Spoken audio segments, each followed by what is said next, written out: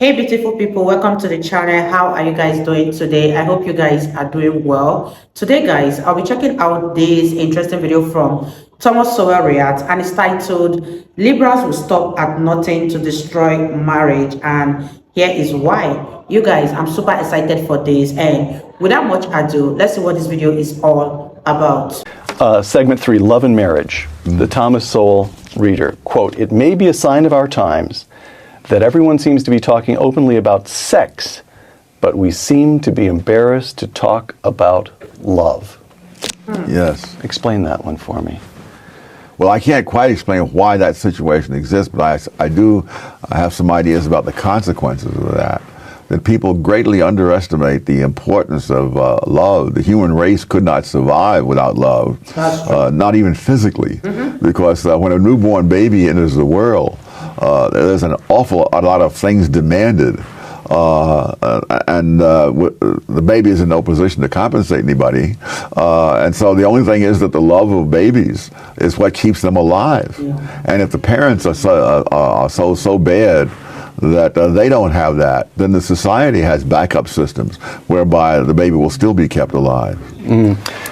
Again, the Thomas Sowell reader, love is one of those bonds which enable people to function and societies to flourish without being directed from above. Yes. Love is one of the many ways we influence each other and work out our interrelated lives without the help of the anointed. Yes. Now, of course, the theme that runs all the way through this book, as we've already established, is the anointed, the intelligentsia. And what you're saying here is, in fact, a kind of brutal analysis. You are saying that their drive to power is so extreme that in some way it leads them to smother their own natural instinct toward love and to disregard it in other people. Well, is that fair? Love is one of the things that makes it possible for us to live without the anointed telling us what to do. But there are other things too that create independence that the anointed are very much annoyed by, ranging from guns to automobiles. That the whole thing, I think I see an answer to Occupy Wall Street. It's Tom Sowell, and we're going to call it Love, Guns, and Automobiles. But go ahead, explain that ordinary people leading their own lives without any need to seek direction from above, from the anointed, that annoys them. Otherwise, they would be cut out of this loop entirely. All right. Marriage. Again, the Thomas Sowell reader. Despite attempts to equate married couples with people who are living together as domestic partners, married couples, genuinely married couples, not domestic partners, are in fact better off by almost any standard you can think of. Close quote. Income. People who are married have higher incomes. Domestic violence. The rate of domestic violence in marriage is a fraction of what it is among people who are simply living together. The abuse of children in married couples, families, is a fraction of what the abuse of children is among people who are simply living together. So if you put it to an empirical test, it's just very clear that marriage makes a difference. Among blacks, black married couples have had a poverty rate in single digits every year since 1994. So there is a difference. Now, no-fault divorce, making divorce easier, this begins in, the 60s, I guess, is when it really picks up steam. There are a few states earlier than that. No-fault divorce is now commonplace across the country. Most recently, we have gay marriage. New York is, I guess, the third largest state by population these days. New York enacted gay marriage. Is there am I reading too much into? Would you see a continuum of a kind of animus against this fundamental institution of marriage? Yes. You would? Yes. The first draft of the Communist Manifesto, which Engels wrote.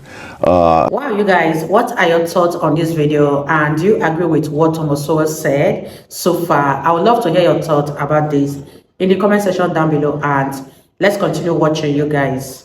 Specifically, he wanted to dismember the family. And Marx decided that wasn't going to fly. And so when he rewrote it, he left that out. But that's been there. If you follow the left back over the past 2 centuries, you see in there one way or another where they try to undermine the decision-making autonomy of the family. They sense it as an enemy from the very beginning. Oh, absolutely. When Hillary Clinton said, it takes a village to raise a child, and someone said it takes a village idiot to believe that. What they're saying is they want to come in there and tell them. You see, it's part of the whole thing of third parties wanting to make decisions for which they pay no price when they're wrong. You see, when the parent raises the child the wrong way, the parent pays the price when the child goes down the tubes. But these third parties can sit back in their wherever they are, Washington or whatever, and if the things they tell us turn out to be wrong, it doesn't hurt them. For example, before we introduced sex education into the schools in the 60s, the rate of venereal disease had been going down every single year. Teenage pregnancy had been going down every single year. I think it was the rate of infection for gonorrhea in 1960 was half of what it was in 1950.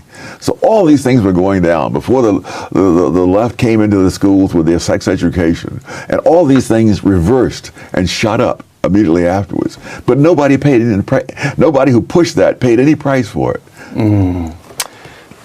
The Thomas Sowell reader. I'm going to quote you, and then I'm going to quote John Kennedy. Okay. All right? The Thomas Sowell reader. 4-letter words like love, duty, work, and save are hallmarks of people who make their own way through life without being part of some grandiose scheme of the anointed or of government bureaucracies that administer such schemes. Close quote. Ask not, John Kennedy said, what your country can do for you. Ask what you can do for your country. And I thought to myself, I believe Tom Sowell would answer John Kennedy and say, no, don't ask what you can do for your country. That's already presumption and arrogance. Ask what you can do for your family. Yes. Ask what you can do to take care of yourself. Ask what you can do for your neighbors. Is that true? Oh, absolutely. Absolutely. Liberals seem to assume that if you don't believe in your particular political solutions, then you don't really care about the people that they claim to want to help. It's so chilling watching them prophesy about the degeneracy that we're witnessing today as far as the total destruction of the institution of marriage is concerned. I mean, we are way past gay marriage today, and we are right into minor attracted persons. And you even have conservative talking heads going all about red pilling about how marriage is a scam and women are just going to rip you off. And that central ingredient which he talks about, which is lacking, is love. That concept of sacrificing for the other person, which of course, once it's mutual, makes for a perfect marriage. But of course, if marriage is all about what the man is bringing to the table, what the woman is bringing to the table, you're always going to have to red pill yourself, and it's always going to be a scam. But you let me know what you think about this in the comments below. If you enjoyed it, please give it a thumbs up, subscribe, hit that bell if you're new to the channel. Thank you for watching, and on to the next one. Stay free. Wow, you guys, that was such an interesting one, and I totally agree with what this guy said at the end of this video, because once everybody starts to have that mindset of marriage is a scam, and they keep pushing that agenda forward, you find out that marriage is no longer held in high esteem. You find out that the society has ended up destroying what marriage is all about. And what Thomas Sowell said about third-party interference in raising a child is totally true, because once that child goes astray in the future, the parents are held responsible, especially the mom, but nobody talks about those third parties that contributed into raising that child. But instead, they sit back and watch while others bash the parents of the child. Let me know what you guys think about this in the comment section down below. All we need in this life is love, because when there's love, then a lot of things can be overlooked, and a lot of this narrative that people are pushing all about can also be overlooked, and people will genuinely enter into marriages. But let me know what you guys think. Leave your thoughts in the comment section down below, and I'll see you all in my next video. Bye guys.